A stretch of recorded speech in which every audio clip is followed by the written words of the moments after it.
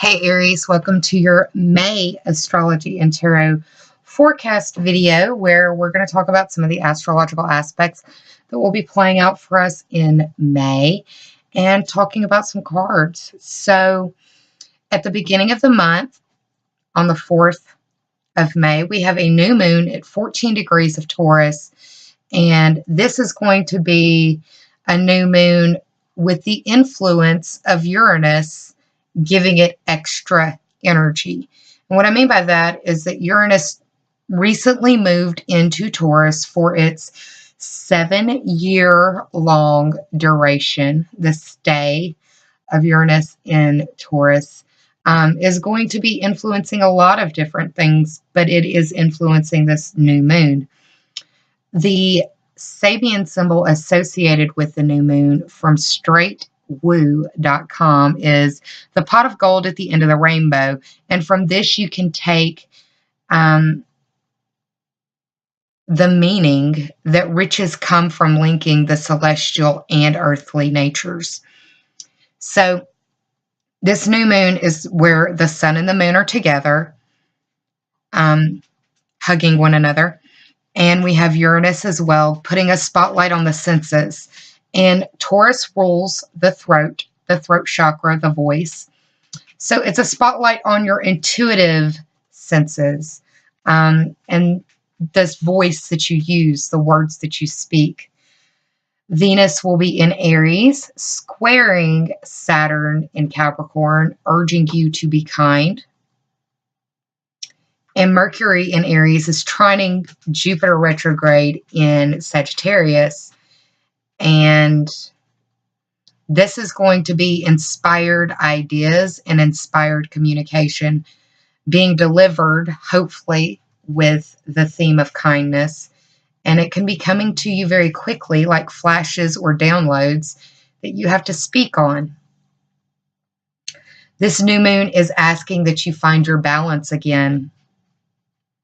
Uranus is like the earthquake, and Uranus moving into Taurus, a fixed earth sign, is very much like an earthquake. So this new moon is asking that you find your balance again. This could be the beginning of you finding your balance again. It asks that you build supportive foundations for your values to flourish. Your values are going to be undergoing a metamorphosis throughout this 7-year transit because this new moon is occurring in your second house, Aries. So it's asking that you speak your truth and the reality of your truth in grounded, inspired love. So the new moon at 14 degrees of Taurus with the influence of Uranus in the second house. The second house is the house of your money, your earning ability, your self-esteem, your possessions, who you love, how you love, and your values. A new moon seed planted there in that second house. A lot of second house energy for the month of May, because on the 7th of the month, we have Mercury, the planet of thought, movement, and communication, moving into the second house as well. So a lot of ability to speak your truth in love in that second house. On the 16th, we have Venus moving into Taurus. Venus rules Taurus, so she's comfortable here in that second house for you as well, traditionally ruled by Taurus. Venus moving in, Mercury being there, the new moon being there, gives you an opportunity to speak your truth in love, and then it gives you an opportunity to be love in action. On the very same day, we have Mars moving into Cancer on the 16th of the month. Mars moving into Cancer is like boiling water. Mars is hot. It's heated. And Mars wants to act. Mars wants to do. Mars wants to be able to express. And Mars in water is difficult to deal with in any of the water signs. But in Cancer, I see people really dealing with a lot of passive-aggressive type behaviors, even more so you, Aries, because it's occurring in the 4th house. The 4th house is the house of home and family, roots, stability, and foundations. And being passive aggressive in the home is something that I wouldn't be surprised to hear about for some of you. Mars in Cancer, also in the 4th house, indicates for me that there can be some aggression playing out in that house. And if it's not in the actual home, then there's aggression going on around the home or the stability. This can be your actual family or the dwelling that you're in. Mars represents fire and aggression and passion. So in that 4th house, it's a sliding scale. If you ground your values and your speech in love, hopefully this Mars transit through the 4th house will be easier tolerated. On the 18th of the month, we have a full moon at 27 degrees of Scorpio in the 8th house of life, death, and rebirth. Other people's money, debts, sexuality, the taboo, hidden, intimate things in life. And it's illuminating what's going on in that 8th house. It's illuminating what's going on in that 8th house. The 8th house is the house of major transformation and metamorphosis.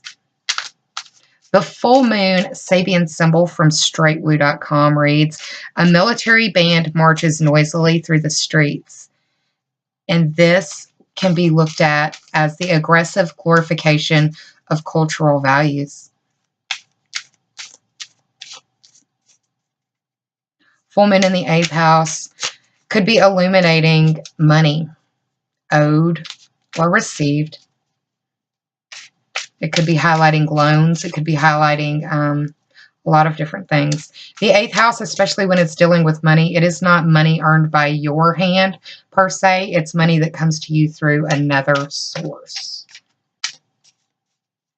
8th house, sexuality, intimate issues, all under the light of this full moon. Pay attention to your aggression as well, because Mars co-rules Scorpio, and Mars is in the water sign of Cancer, so extra passive aggressiveness is not needed. It can happen, but it's not needed. It won't help. It'll only help if you're putting that energy towards beautifying or refurbishing, redecorating, cleaning, clearing. On the 22nd, we have the Sun moving into Gemini. This is your 3rd house, shining a light on the focus of 3rd house endeavors of your communication, short distance trips, your commute, the vehicles you use in your commute. It is your siblings, cousins, neighbors, the neighborhood. And on the very same day, we have Mercury moving into Gemini. Mercury rules Gemini, so Mercury likes being there. And Mercury moving into Gemini in the 3rd house is like you're going to be moving more. You're going to be speaking more. You're going to be dealing with people on a more one-to-one basis.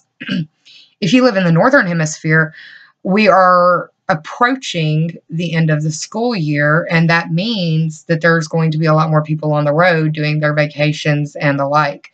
And if not that, there's just going to be there's going to be a lot more children running around the neighborhood because school's out. And that's a very literal way that sort of stuff can play out. Again, on the 4th, the very beginning of the month, we have that new moon at 14 degrees of Taurus playing out in your 2nd house of your money, love, values, earning ability, self-esteem, and possessions.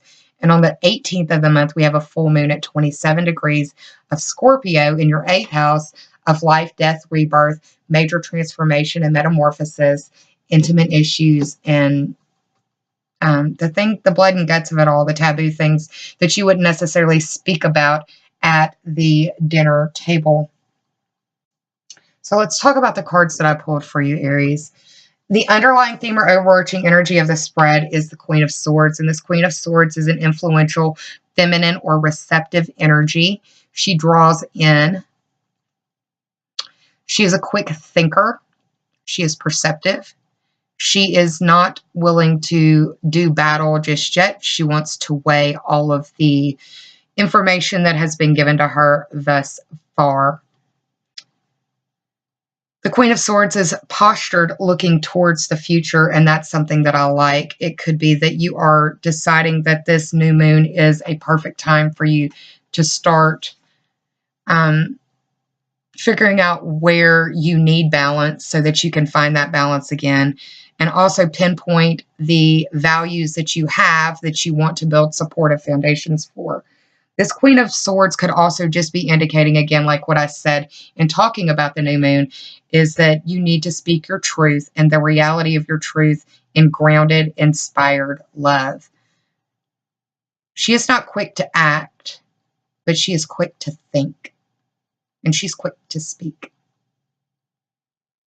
It may be that you do your best speaking once Mercury moves into that third house after the 22nd. So she could be imploring you to wait until the time is right for you to do this inspired speaking that is being implored of you.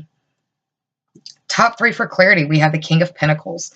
King of Pinnacles is an authority figure that can be earth sign. If she is air signs, that would be Gemini, Libra, or Aquarius. And this would be earth signs, Taurus, Virgo, or Capricorn. This King of Pentacles is a disciplined and controlling individual who usually is capable of producing for himself and then some. I see him as a generator or a producer of goods and services that can be exchanged for resources. This is the kind of person who doesn't have to pay attention necessarily to when payday is because there's money in the bank, and that payday is just adding more to it.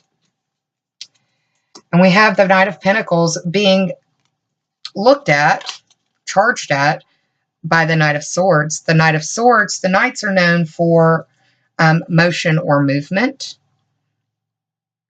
Mercury is the planet of movement, moving into that third house of your neighborhood. Some of y'all may be moving home. Some of you may be deciding that where you're at, especially if you're renting, that you no longer value that area the way that you did, and it's time to move on. Could be one very literal way of doing it. Again, a lot of movement in that third house towards the end of the month. Knight of Swords speaks to air sign energy again, Aries, Gemini, Libra, Aquarius, sorry. And this person is opinionated and hasty. So don't let somebody else's passive aggressiveness be what makes you feel like you have to move.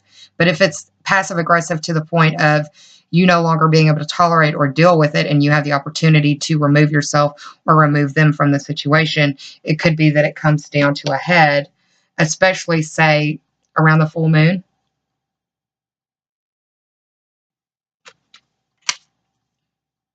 We have an Aquarius in the mix, the star, represented by the sign of Aquarius. And this is about inspired happiness. So again, going back to that theme of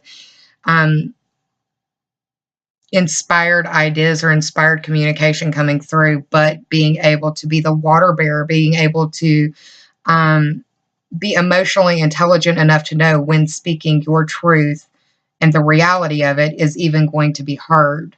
And you want it to be heard. You want it to be defended. And it can't be if it goes on deaf ears or it falls on, or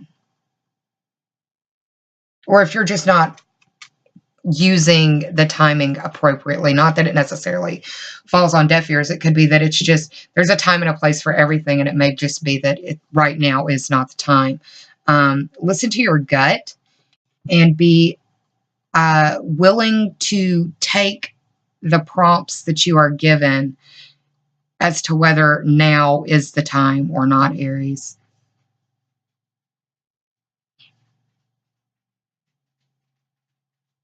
This is being able to have one foot in your emotions and one foot grounded to keep the emotional truths that are being brought forth,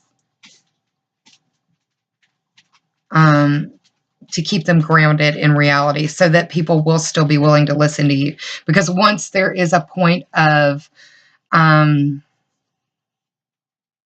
frenzied communication, feverish communication. People sometimes tune that out. So try to embrace the Aquarian type emotional balance, emotional, it may be emotional distancing that has to happen too. Like your values are changing, and because of that, you have to put up boundaries where there once weren't, or where boundaries weren't being respected. So yeah, that's what I've got for you in the cards. I pulled for you from the Sage Goddess Gemstone Oracle deck, Rainforest Jasper. This is about earth nature, healing, and joy. It can help heal and amplify the vibrations of the heart chakra. Rainforest Jasper connects you with nature and the endless wisdom and power that exists in the physical realm. You've pulled this card because you need to understand just how precious life is and how much there is to enjoy in the patterns of the world around you. Meditate with Rainforest Jasper to manifest physical wellness and abundance and to renew your sense of optimism. And from the Magical Messages from the Fairies Oracle deck by Doreen Virtue, we got, get some exercise. As your body becomes stronger, you begin to feel stronger in all ways. Now, Mars in the 4th house, it'll be the 3rd, 4th house. It may be that during May you need to get out and walk around the neighborhood. Or once Mars moves into the 4th house about mid-month, start doing some at-home routines to help get your body moving. Because when the body is active, it helps to release the stress that you would be feeling or under in a way that would make you act out negatively. What I'm trying to say is that if you don't use the energy, it uses you. And Mars in the 4th house indicates that for you to release that Martian energy, it would be best for you to get some exercise out in nature, out in the neighborhood, like with this Rainforest Jasper. I mean, even the star card is speaking about being out in nature, being able to balance the nature of emotions and how they can run away from us, but we can also ground them. And by using your body, you are more able to ground those emotions. Without getting the exercise, those emotions are more prone to fanciful flight, if you will. So that's what I've got for you, Aries. I hope you enjoyed this reading. If you did, please like, share, and subscribe. And if you already have, I thank you from the bottom of my very grateful heart. I will be around soon. The Saturn and Pluto South Node videos are both up. I encourage you to check those out as well. Take care. I will see you soon. And once this series is finished, I will start on the May card of the day series. So lots coming down the line for you on this, or in this community anyways. I hope you're well. Sending you a lot of love. Take care, and I'll see you soon. Bye, Aries.